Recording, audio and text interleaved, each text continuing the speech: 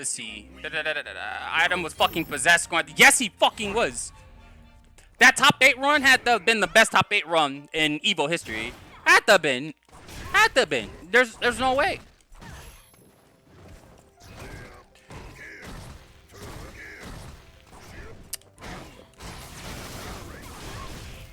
And also, Idom's been my fucking favorite. I've said this forever. He's been my favorite NA player for a hot bit ever since Street Fighter League.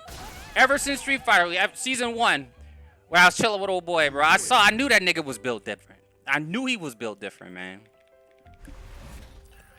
All he cared was just about playing. You know what I'm saying? Just getting better. He was like mad upset about the ban. Me, I was just happy to fucking be there. Like, of course I was upset about the ban, but like, I was like, yeah, you know, I'm just happy that everybody's gonna be seeing me. I'm like around the games. I can play games off, you know, off camera, because that's what I did. I was in the fucking, you know, the lounge room playing with Samurai or other teams that weren't on the show and shit like that. Like, you know, when the episode didn't revolve around that certain team, I'd play that team in the back, or vice versa. But Idom, he wanted to play his fucking Laura the entire time because he wanted to be there to get better, no matter what. He didn't give a fuck if people saw him or whatever. And it's kind of like, when I think of it that way, I kind of get a little embarrassed. Because if I had his same mentality, I'd be wondering, man, like, where would I be? Like, I know everybody gets their different opportunities available to them. I know he has a different road than me, but if I had that same mentality that he had at that time, I wonder how I would have came out. And then, of course, I mean, we have COVID and shit. But COVID aside, let's pretend like COVID didn't happen. So I know it's hard to do. All Idom wants to do is play. That motherfucker is a champion, bro. A fucking god.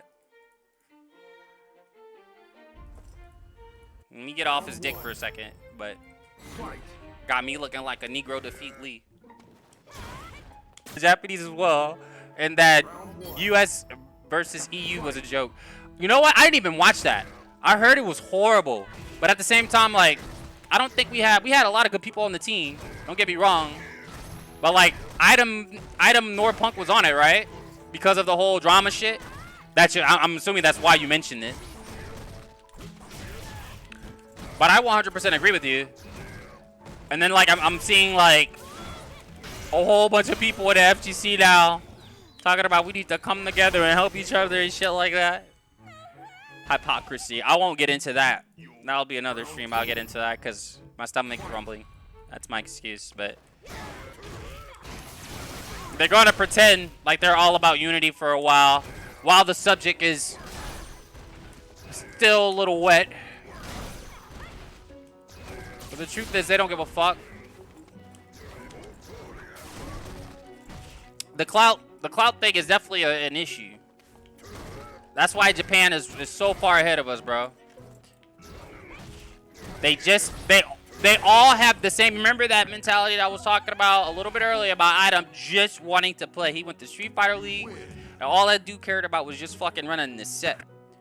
He wanted to play his Laura all the time, and he was pissed that he couldn't do it because it wasn't going to make him better as a player.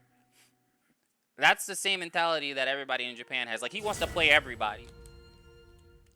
But, like, we're not like that.